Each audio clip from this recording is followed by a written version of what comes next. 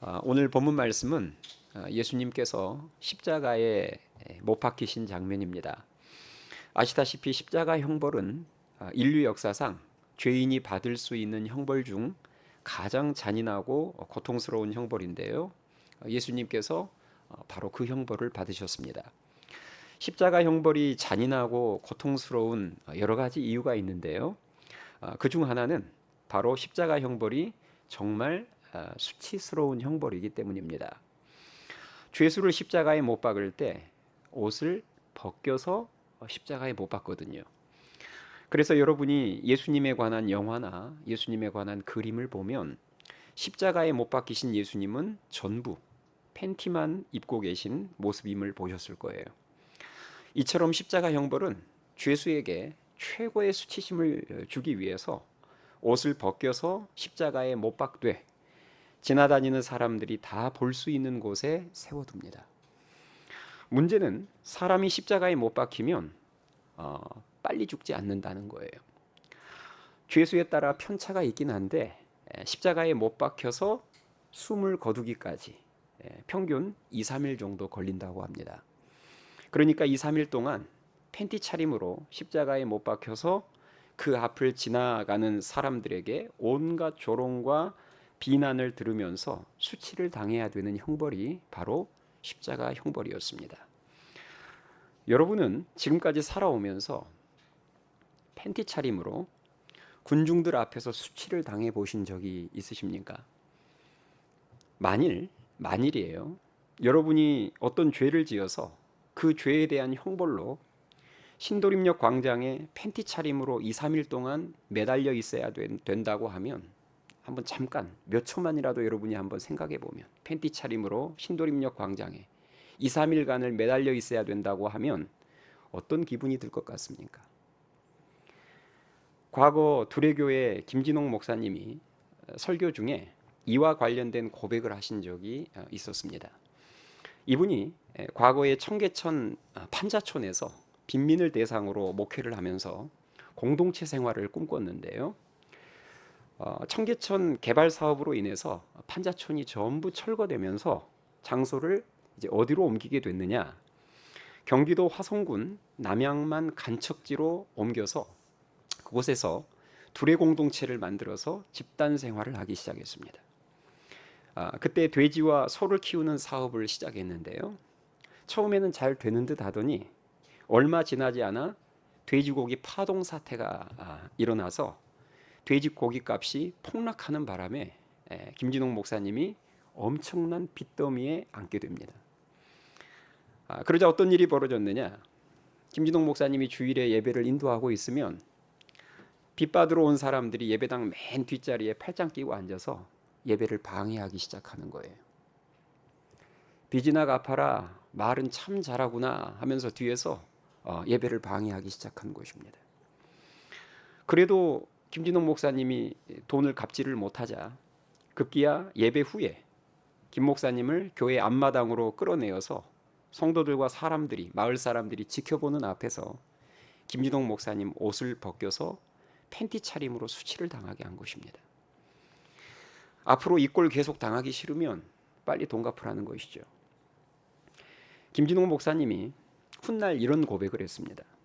본인이 감옥에 갇혀보기도 했고 굶어보기도 했고 매도 맞아봤지만 목회자로서 가장 힘들었던 순간은 성도들과 마을 사람들 앞에서 팬티 차림으로 서 있을 때였다고 고백을 했어요. 그 수치스러움이 그 어떤 고통과 충격보다도 컸다는 말이었습니다. 우리는 예수님의 십자가 고통을 생각하면 손과 발에 못 박히고 머리에 가시면류관 쓴 것만을 생각하는 경향이 있는데요. 그것이 전부가 아닙니다. 십자가 고통 안에는 엄청난 수치의 고통도 들어 있습니다. 그 수치는 발가벗겨지는 수치뿐 아니라 죄가 없으신 분이 흉악범들 틈에 끼어 있어야 하는 수치도 포함이 되어 있습니다. 그렇다면 예수님이 당하신 이런 수치와 부끄러움이 우리에게 주는 영적 의미가 무엇인지 두 가지로 살펴보도록 하겠습니다. 첫 번째로 우리에게 주는 의미는 예수님이 구약에서 예언한 메시아 십자가가 맞다는 거예요. 오늘 본문 말씀을 보시면 로마 군병들이 예수님의 옷을 나누어 가진 내용과 속옷은 제비 뽑아서 가진 내용이 오늘 본문에 기록이 되어 있는데요. 자, 한번 볼까요? 23절, 24절. 자, 23절부터 제가 읽을 테니까 잘 보세요. 군인들이 예수를 십자가에 못 박고 그의 옷을 취하여, 자, 십자가에 못 박았는데 예수님 옷을 취했다는 말은 못 박기 전에 어떻게 했다는 거죠? 옷을 벗겼다는 말이에요. 그래서 그의 옷을 취하여 네 깃에 나눠 각각 한 깃씩 얻고, 그러니까 지금 로마 군병 몇 명이 예수님 옷을 나눠 가졌다는 것을 추측할 수 있죠? 네 명이 예수님의 옷을 나눠 가진 거예요. 그 다음에 속옷도 취하니 이 속옷은 호지 아니하고 위에서부터 통으로 짠 것이라. 자, 여기서 호지 아니했다라는 표현이 나오는데요. 사실 요즘 잘 쓰는 표현은 아니죠. 호지 아니했다는 말은 이음새가 없다는 말이에요. 그러니까 바느질한 흔적이 없다는, 통옷, 원피스다는 거죠. 통옷. 네. 자, 그 속옷도 군인들이 취했어요. 그런데 24절 보세요. 군인들이 서로 말하되 이것을 찢지 말고 누가 얻나 제비 뽑자 하니 이는 성경에 그들이 내 옷을 나누고 내 옷을 제비 뽑나이다 한 것을 응하게 하려 함이로라. 군인들은 이런 일을 하고, 이렇게 기록이 되어 있습니다. 자, 방금 읽은 이 24절 말씀을 보면서 우리가 알 수 있는 사실들을 조금 정리해 보면요. 먼저는 로마 군인 4명이 예수님의 옷을 하나씩 나눠 가졌다는 거예요. 제가 앞서 잠깐 설명드렸죠. 당시 십자가형을 집행하는 군인들에게는 부수입이 있었는데요. 그것은 바로 죄수들의 옷이었습니다. 보통 유대인들이 이렇게 남기는 옷은 대략 이 종류예요. 이 정도인데, 머리에는 2건, 유대인들이 쓰는 머리에 쓰는 2건, 겉옷, 속옷, 그리고 허리띠와 신발, 샌들, 총 5가지입니다. 그런데 이들 중에서 속옷을 제외한 2건과 겉옷과 허리띠와 신발, 이것을 4명의 군인이 하나씩 나눠 가졌던 것으로 보입니다. 문제는 5가지 중에서 4개를 하나씩 나눠 갖고 뭐만 남았어요? 속옷만 남았어요. 당시 유대인들이 입던 속옷은 앞서 설명드린 것처럼 원피스 개념의 속옷입니다. 이음새가 없는 통옷이었어요. 그래서 오늘 본문에서 호지 아니하고 위에서부터 통으로 짠 것이다라는 표현을 하고 있는데요. 따라서 이 속옷은 4명의 군인들이 찢어서 나눠 가지면 의미가 없잖아요. 그래서 제비를 뽑아서 한 사람이 속옷을 차지한 겁니다. 자, 그렇다면 이런 내용이 뭐가 그리도 중요해서 성경에서 이 성경에 이렇게 세밀하게 기록을 해놨을까요? 그 이유가 아까 24절 끝부분에 나왔어요. 24절에 보면 이는 성경에 그들이 내 옷을 나누고 내 옷을 제비 뽑나이다 한 것을 뭐하게 하려 함이로라? 응하게 하려 함이로라. 한마디로 구약 성경에 예언되어 있는 말씀의 성취라는 거예요. 시편 22편에 보면 메시아에 대한 예언이 나오는데요. 시편 22편 18절 말씀에 보면 내 겉옷을 나누며 내 속옷을 제비 뽑나이다 라는 말씀이 기록되어 있습니다. 이처럼 하나님께서는 시편 22편을 기록한 다윗의 입을 통해서 장차 메시아가 받을 고난을 예언하게 하셨는데요. 예수님이 이 땅에 오시기, 다윗이 시편을 썼던 그 시기가 예수님이 이 땅에 오시기 약 1000년 전입니다. 그 1000년 전에 예언된 이 시편 말씀은 예수님의 십자가 사건을 통해서 정확하게 성취되었음을 믿으실 수 있기 바랍니다. 그래서 우리는 로마 군병들이 예수님의 옷을 벗겨서 그것을 나누고 속옷은 제비 뽑아 가지는 모습을 보면서 예수님이 구약 성경에서 예언하고 있는 그 메시아가 맞다라는 사실을 확인할 수 있는 겁니다. 사랑하는 여러분, 우리를 위해서 십자가에서 수치당하신 예수님이 바로 하나님께서 우리를 구원하시기 위해서 이 땅에 보내신 메시아임을 믿으실 수 있기 바랍니다. 두 번째로 예수님께서 당하신 수치가 우리들에게 주는 영적인 의미는 그것이 우리가 지은 죄의 결과물이었다는 것입니다. 예수님이 당하신 그 수치가 우리가 지은 죄의 결과물이었다는 거예요. 여러분이 아시다시피 이 세상에 죄가 들어오기 전까지, 그러니까 아담과 하와가 범죄하기 전까지만 해도 사람에게는 부끄러움과 수치가 없었습니다. 하나님이 처음 만드신 세상에는 부끄러움이나 수치라는 단어 자체가 없었어요. 창세기 2장 25절에 보면 이렇게 기록이 되어 있습니다. 아담과 그 아내 두 사람이 벌거벗었으나 부끄러워하지 아니하니라, 이렇게 기록이 되어 있어요. 원래 죄를 짓기 전에 인간은 수치와 부끄러움이 없는 존재였습니다. 그런데 아담과 하와가 선악과를 따먹는 죄를 짓고 나자 그들에게 큰 변화가 생겼는데요.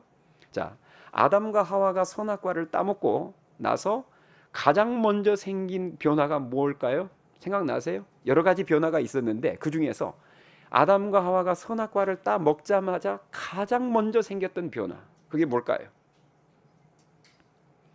우리가 스킷을 보면 하와가 막 이렇게 하잖아요. 이게 지어낸 거고, 상징적인 표현이고, 사실 아담과 하와가 선악과를 따먹고 가장 먼저 그들에게 일어났던 변화 한번 찾아봅시다. 자, 창세기 3장으로 넘어가겠습니다.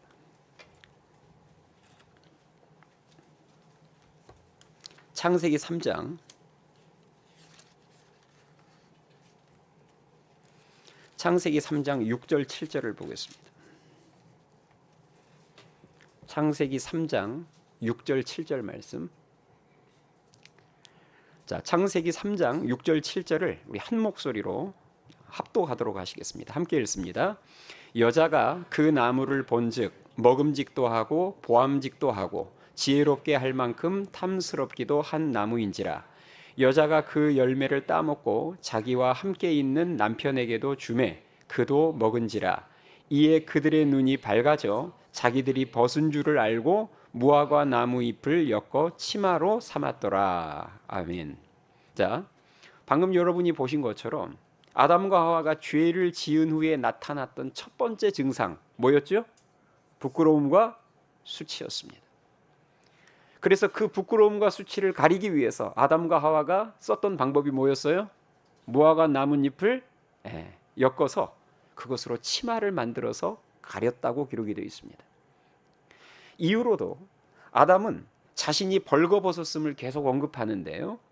10절에 보니까 하나님에게 아담이 이렇게 말해요. 10절 보니까 이르되 내가 동산에서 하나님의 소리를 듣고 내가 뭐 했으므로?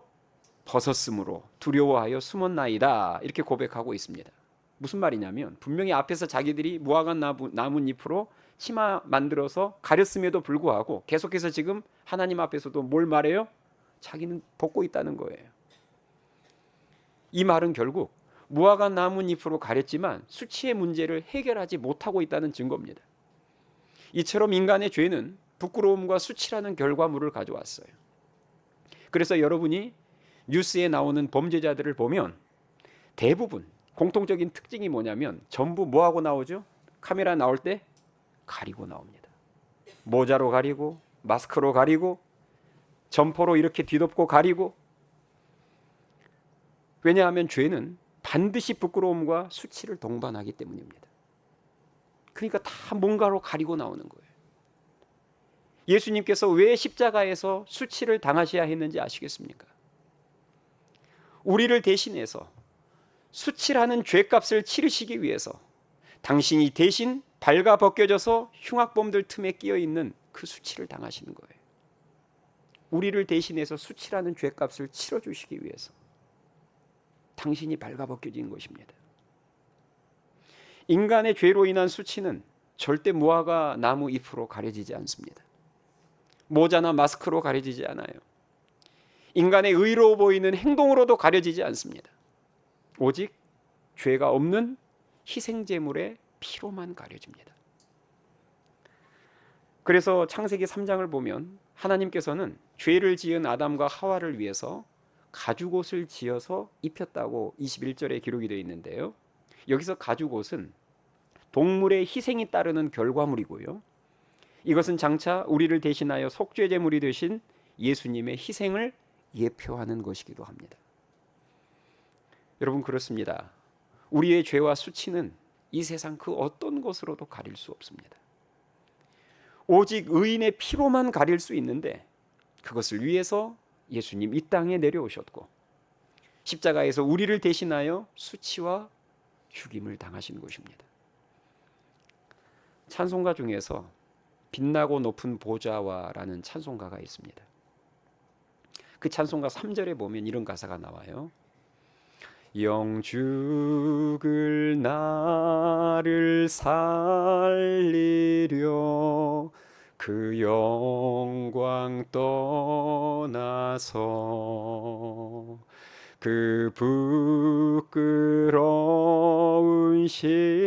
십자가 날 위해 지셨네. 날 위해 지셨네.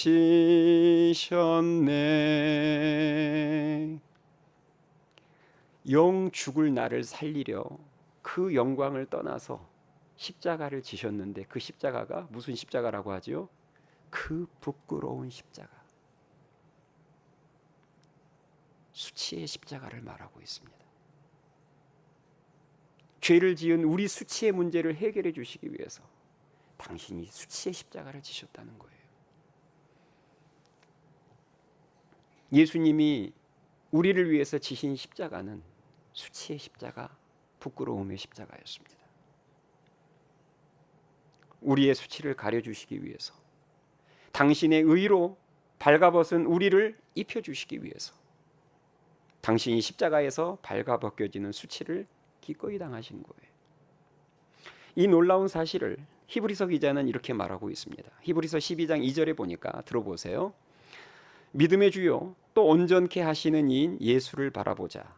그는 그 앞에 있는 기쁨을 위하여 십자가를 참으사 부끄러움을 개의치 아니하시더니 하나님 보좌 우편에 앉으셨느니라. 아멘. 예수님은 그 앞에 있는 기쁨을 위하여 십자가를 참으사 부끄러움을 개의치 아니하시더니 하나님 보좌 우편에 앉으셨느니라. 이처럼 예수님은 십자가의 부끄러움을 개의치 않으셨습니다. 왜 그러셨을까요? 왜 십자가의 그 수치와 부끄러움을 개의치 아니하셨을까요? 방금 제가 읽어드렸던 말씀에 나오잖아요. 십자가 너머에 있는 뭘 보셨기 때문에? 즐거움을 보셨기 때문에. 그 앞에 있는 기쁨을 위하여 십자가를 참으사 이렇게 나오잖아요. 십자가 너머에 있는 그 수치 너머에 있는 즐거움을 보셨기 때문에 수치를 개의치 않으셨다는 거예요. 그러면 그 즐거움은 어떤 즐거움을 말할까요? 그 십자가 수치 너머에 있는 즐거움, 예수님이 보시는 즐거움은 도대체 어떤 즐거움일까요? 하나님의 자녀로 택함받은 저와 여러분이 죄의 수치를 벗어버리고 예수 안에서 의의 옷을 입고 하나님 앞으로 담대히 나아가는 그 모습을 보는 즐거움이었습니다. 그 즐거움을 보시면서 십자가의 수치를 개의치 아니하셨대요. 사도 바울은 자신을 위하여서 수치를 당하신 예수님을 깊이 만났습니다. 그래서 고린도전서 4장 9절 이하에서 고백하기를 자신은 그동안 전도하면서 줄이고 헐벗고 모욕을 당하고 비방을 받고 매를 맞기도 했으며 세상의 구경거리와 만물의 찌꺼기 같은 여김도 받았다고 고백을 하고 있습니다. 바울은 정말 전도하면서 많은 수치와 굴욕을 당했습니다. 그러니 자기가 스스로를 표현하기를 나는 세상의 구경거리가 된 적도 있고 만물의 찌꺼기같이 여김을 받은 적도 있다고 고백하고 있는 거예요. 그럼에도 불구하고 그것이 바울에게 수치와 굴욕이 될 수 없었던 이유는 자신을 위해 수치를 당하신 예수님의 사랑을 잘 알고 있었기 때문이고 또 예수님처럼 그 수치 너머에 있는 영혼 구원의 즐거움을 보았기 때문입니다. 우리는 노방전도와 새생명 축제를 앞두고 있습니다. 전도를 하다 보면 자존심이 상할 때도 있고 수치를 당할 때도 있을 거예요. 그때마다 나를 위해 수치당하신 예수님을 기억해야 되고요. 그 수치를 개의치 아니하셨던 예수님을 반드시 기억해야 합니다. 그리고 그 수치 너머에 있는 영혼 구원의 기쁨도 믿음의 눈으로 볼 줄 알아야 됩니다. 오늘 말씀을 정리하겠습니다. 예수님 십자가 고통 안에는 수치와 부끄러움이 들어 있습니다. 로마 군병들이 예수님의 옷을 벗겨서 그것을 나눠 갖고 속옷은 제비 뽑아서 한 사람이 갖는 그 모습을 보면서 우리는 저 수치를 당하고 계신 분이 바로 구약 선지자들이 그토록 예언했던 하나님이 이 땅에 보내신 메시아임을 알게 되는 거예요. 동시에 그 수치는 우리가 지은 죄의 결과물임도 알아야 합니다. 인간의 죄로 말미암은 수치는 세상 그 어떤 것으로도 가릴 수 없습니다. 모자와 점포와 마스크로도 가릴 수 없고, 많은 재산으로도 가릴 수 없고, 화려한 스펙으로도 가릴 수 없고, 착한 행동으로도 가릴 수 없습니다. 오직 의인의 피로만 가릴 수 있습니다. 그것을 위해서 죄가 없으신 예수님이 하늘 보좌를 버리시고 이 땅에 내려오셨고, 저와 여러분들의 수치를 가려주시기 위해 당신이 십자가에서 발가벗겨지는 수치를 당하셨습니다. 그 부끄러움을 개의치 아니하셨어요.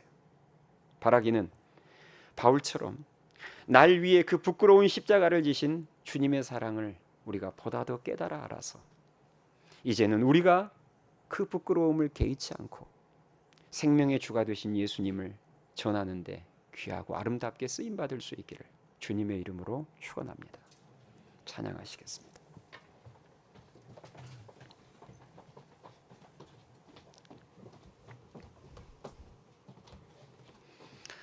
우리 시간에 우리를 의로 옷 입히시기 위해서 죄인인 우리가 하나님 앞에 담대히 나아갈 수 있게 하기 위해서 수치의 형벌을 대신 받으신 그 주님의 놀라운 사랑을 찬양합시다.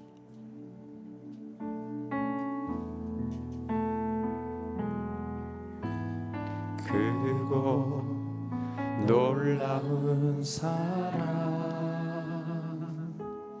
하늘 보좌 버리신 주 그는 실로 왕이셨지만 영광 버리고 이 땅에 오셨네. 자기 몸을 비워 종의 모습을 갖추시고 십자가에 달리시어 우리에게 구원을 주셨네.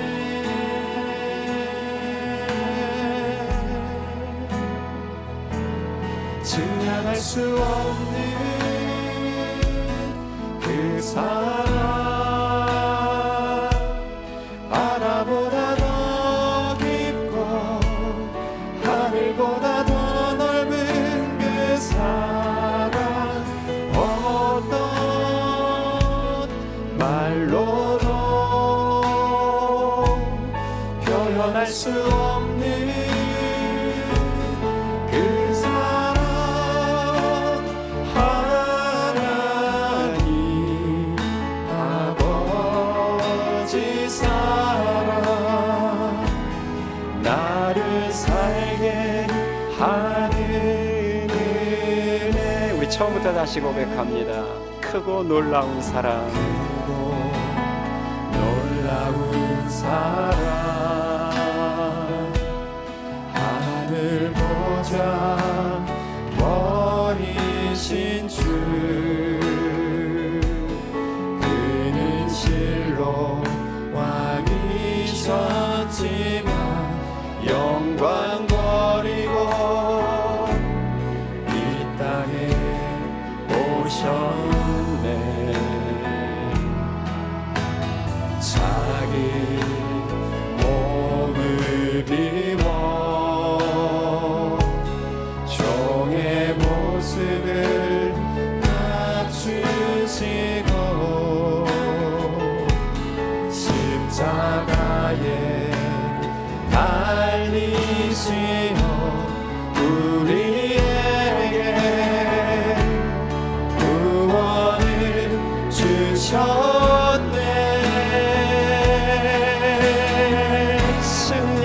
수 없는 사랑, 측량할 수 없는 그 사랑, 바다보다 더 깊고 하늘보다 더 넓은 그 사랑, 어떤 말로도 표현할 수 없는 그 사랑, 하나님 아버지 사랑, 나를 살게 하는 은혜, 측량할 수 없는 그 사랑, 그 사랑, 바다보다 더 깊고 하늘보다 더 넓은 그 사랑, 어떤 말로도 표현할 수 없는 그 사랑, 하나님 아버지 사랑, 나를 살게 하는 하는 이 시간 측량할 수 없는 그 사랑을 찬양합니다. 할 수 없는 그 사랑, 바다보다 더 깊고 바다보다 더 깊고 하늘보다 더 넓은 그 사랑, 어떤 말로도 표현할 수 없는 그 사랑, 하나님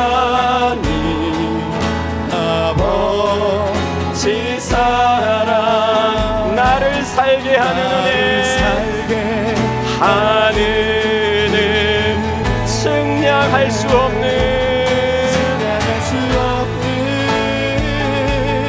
그 사랑, 바다보다 더 깊고 하늘보다 더 넓은 그 사랑, 어떤 말로도 표현할 수 없는 표현할 수 없는 그 사랑, 하나님 아버지 사랑, 나를 살게 하는 은혜, 살게 하는 우리 마음을 실어 다시 고백합니다. 측량할 수 없는 그 사랑, 수 없는 그 사랑, 바다보다 더 깊고 하늘보다 더 넓은 그 사랑, 어떤 말로도 표현할 수 없는 그 사랑을 찬양합니다. 그 사랑, 하나님 아버지 사랑, 나를 살게 우리 두 손 들고 마지막으로 고백합니다. 측량할 수 없는 측량할 수 없는 그 사랑을 찬양합니다. 바다보다 더 깊고 하늘보다 더 넓은 그 사랑, 어떤 말로도 표현할 수 없는 표현할 수 없는 그 사랑, 그 사랑, 하나님 아버지의 사랑, 아버지 사랑, 나를 살게 하는 은혜, 우리 다시 한번 마음을 실어 찬양합니다. 측량할 수 없는 그 놀라운 사랑을 찬양합니다. 바다보다 더 깊고 하늘보다 더 넓은 그 사랑, 어떤 정말로